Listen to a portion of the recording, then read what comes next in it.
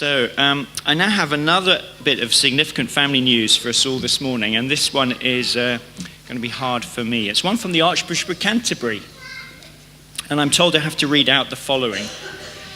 The appointment of the Vicar of Reigate, St Mary Magdalene, by the Archbishop of Canterbury with the Bishop of Southwark. We are pleased to announce today, on the 1st of April 2018, that the Reverend Richard Wilson, presently rector of the Mulbrick team and rural dean of Bath, in the Diocese of Bath and Wells,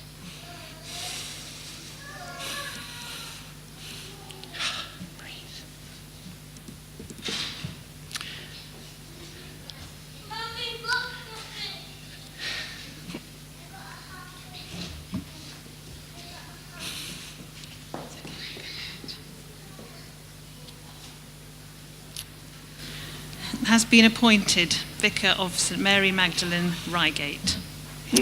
Further details, including the date and time of the licensing service, will follow in due course.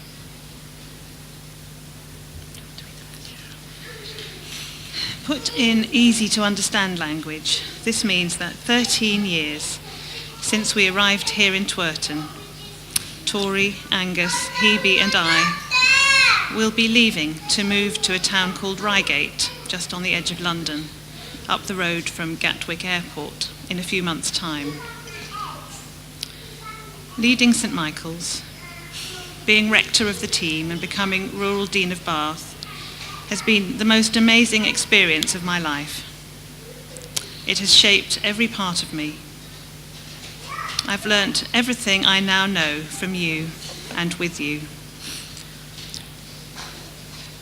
Tory and I arrived in Twerton in May 2005. Angus was just 12 and Hebe was 10. So much has changed for all of us in this time, and especially for us as a family. The calling to come to Twerton was very strong, and we are so thankful to God for all that we have enjoyed, learnt, overcome, started, wrestled with, thought about, prayed into, discovered and shared. It will be hard for us to leave. St Michael's means so much to us. You all mean so much to us.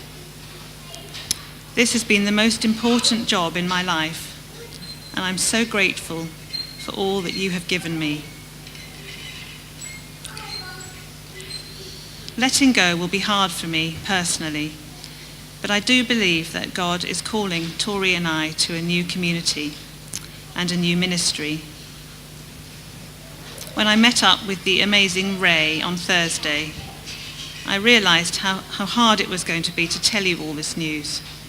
It will be a challenge leaving, and it will be a challenge arriving at a new church too. Do pray for us, as we will be for all of you. You will not be left alone. Of course, there is our wonderful staff team, who I told before today.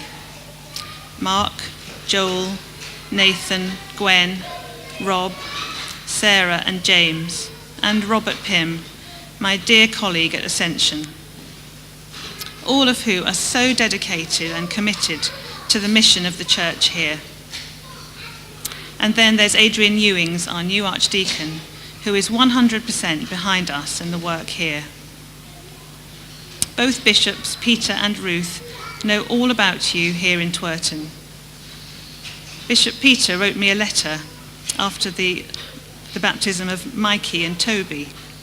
He sent me a handwritten letter saying how much of a joy it was to share in the baptism of Mikey and Toby.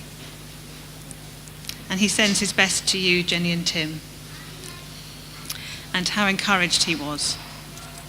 He said it was an incredible work in Twerton, and I'm sure that he'll be personally very determined to make sure that we have all that we need to maintain and grow the mission here over the coming months and years. Churches such as St Michael's, in areas such as Twerton, are unique and special. And the diocese is determined to prioritise mission and evangelism in exactly these kinds of places.